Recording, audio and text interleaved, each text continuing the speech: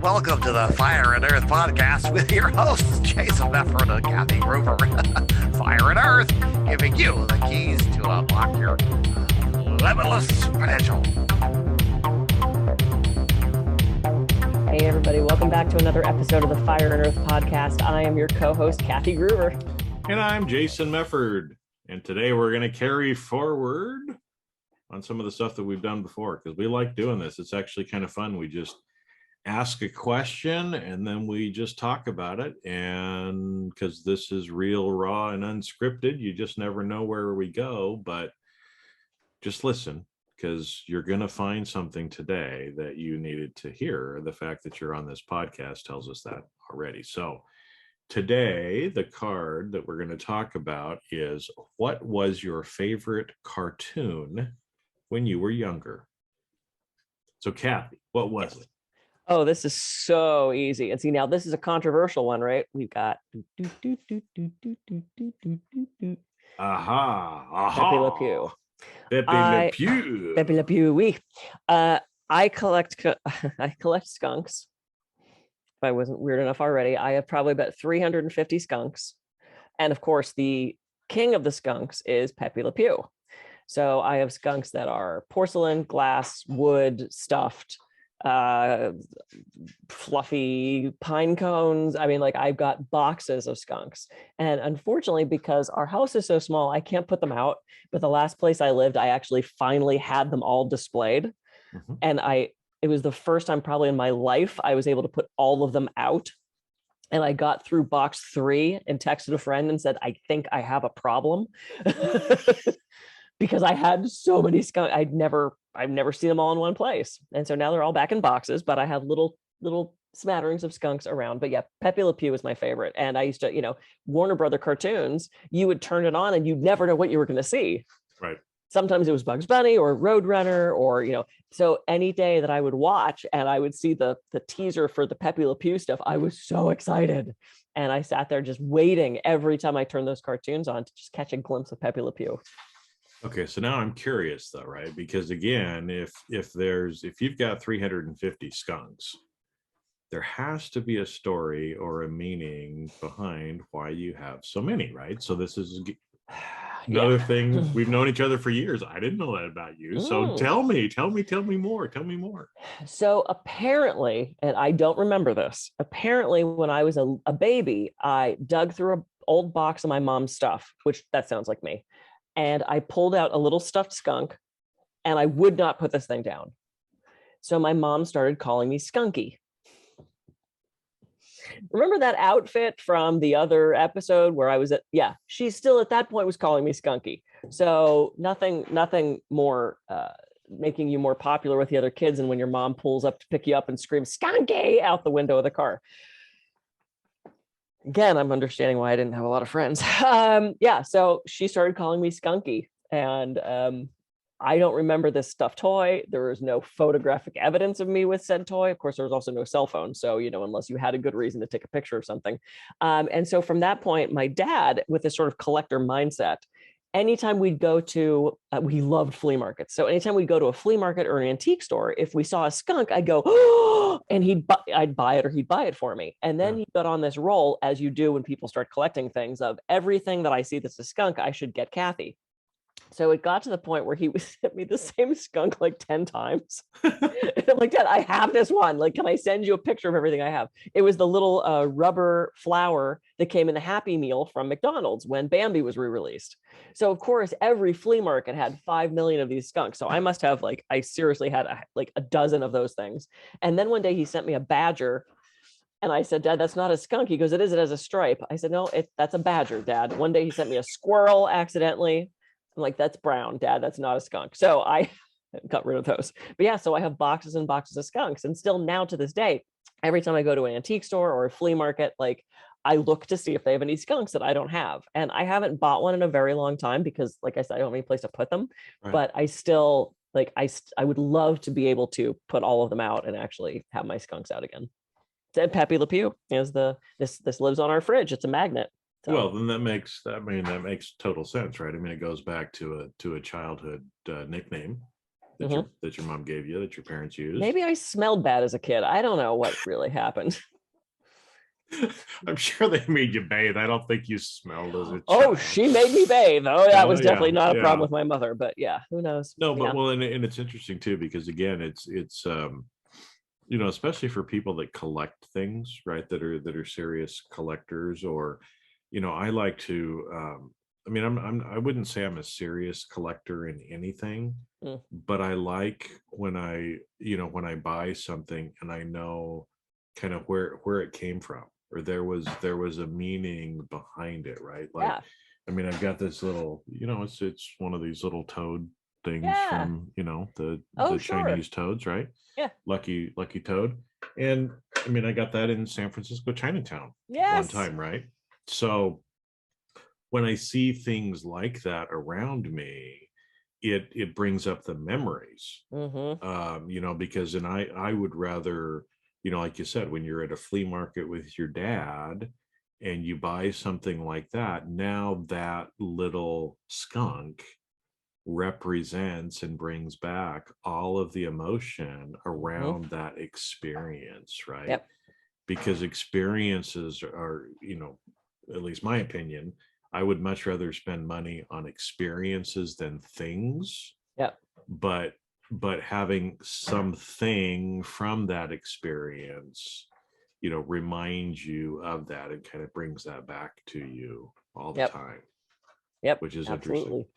Yeah. So is there any particular skunk that is like the one that is like your favorite?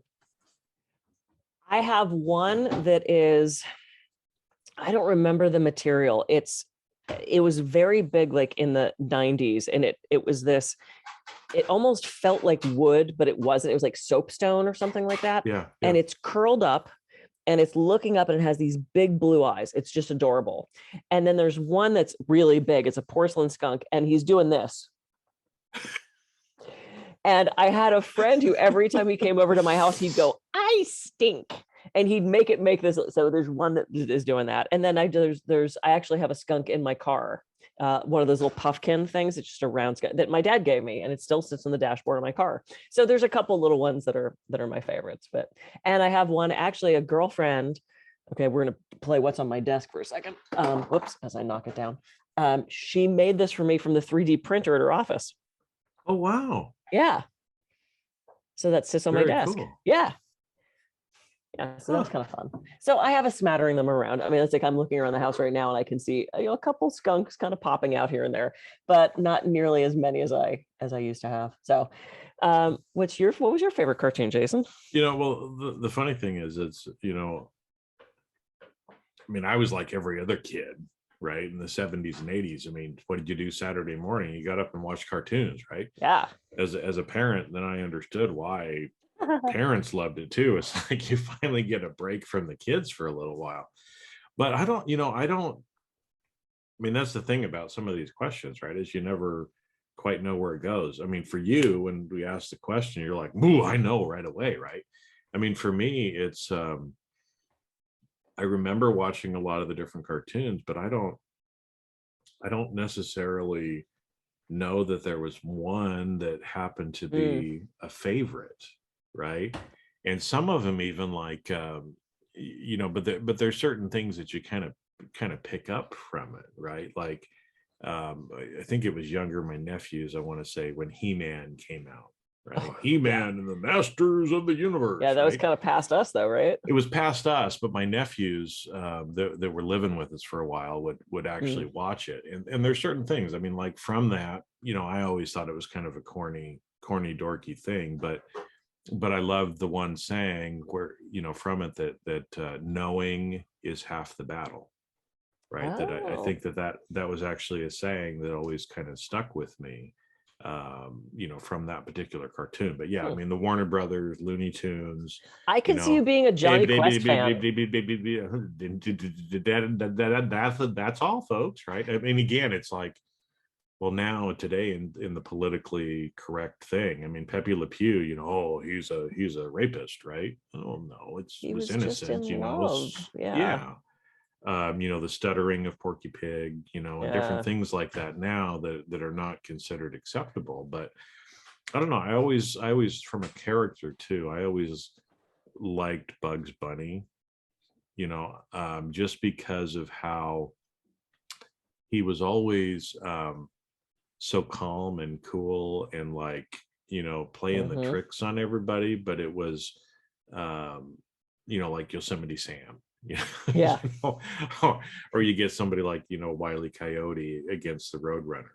Yeah. And it's like all the different things that they would go through that were just again hilarious in my book. But, Exactly. Did you like Johnny Quest? I could totally see you being a Johnny Quest guy.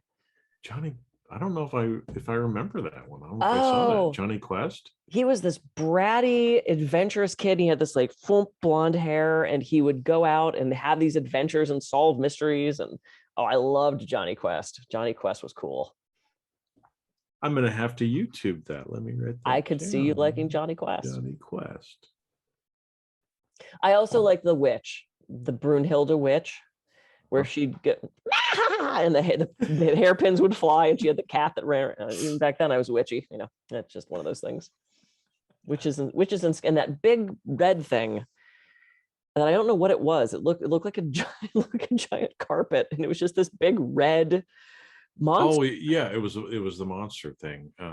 I don't know that it had a name, but I loved that thing. No, because all you saw were the eye. Even you didn't see the eyes most of the time. It was just like it was just like the eyes. red carpet.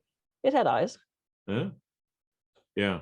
It was just it was like Cousin It, but it was this giant red mop-looking thing. Maybe it was wearing socks. I don't know. Down memory. Yeah, it was a sock. It was a red sock. Regular. Let's bring them all in. Yeah. Cool. All right. So yeah, you need to go watch Johnny Quest. I actually think you'd like it. Well, and I think it's we talk a lot too about it. I mean, sometimes people are not we get adult and we do adulting things, and we get so serious, and sometimes it's good to just go back and maybe watch some of those old things again. It's like a lot of times, when Allie and me are sitting down trying to watch a movie, we're like, well, let's do a funny movie, right? But it's like a lot of the comedies now are, I don't know, I like raunchy, kind of politically incorrect humor, right? And it's not that I'm making fun of anybody else or anything, but it's just certain things are funny to me. Mm-hmm. And so watching a lot of the current comedies, it's like it's not the same thing as like going back and watching more old school stuff like Airplane or oh my god, Naked Gun. Yes. Or, even we've been watching a lot of different Adam Sandler movies, older stuff, or kind of a lot of the things that came out of the Saturday Night Live kind of genre there, that they just don't make comedy the same way. So if we just really want to get rolling on the floor, we were just watching this one, I can't remember the name of it, but it was a newer Adam Sandler one, but one of the funniest parts was when they had like the guy from Beavis and Butthead, and they're doing like Beavis and Butthead. I never got Beavis and Butthead. I just didn't. That must have been a boy thing. I just well, I think it probably was more of a boy thing, but a few of the things that were going on there, and my stomach was just hurting from laughing. Isn't that great? Right? But it's, hey, all this stuff's on YouTube. It's on, a lot of the different streaming platforms. I mean, we can go back and watch a lot of these old things. There's some place to be. So, if you just need a getaway, you just need a little laugh, you need to kind of remember the joy of what it was like to be a kid. Yeah. Right. Then, maybe take some of those things from your childhood, go back and watch Pepe Le Pew. Oui. Oh, I am Pepe Le Pew. Or whatever floats your boat, right? Yeah. That'll make you happy, bring some joy to your life, make you laugh a little bit too. Yeah, I love it. Cool. All right, everybody, go out and enjoy just a little glimmer of your childhood and let yourself just laugh like we did when we were kids. I love it. Cool. I am Kathy Gruver. I can be reached at kathygruver.com. And I'm Jason Mefford. I can be reached at jasonmefford.com. Go out, have a great week, and we'll see you on a future episode of the Fire and Earth Podcast. See ya. See ya.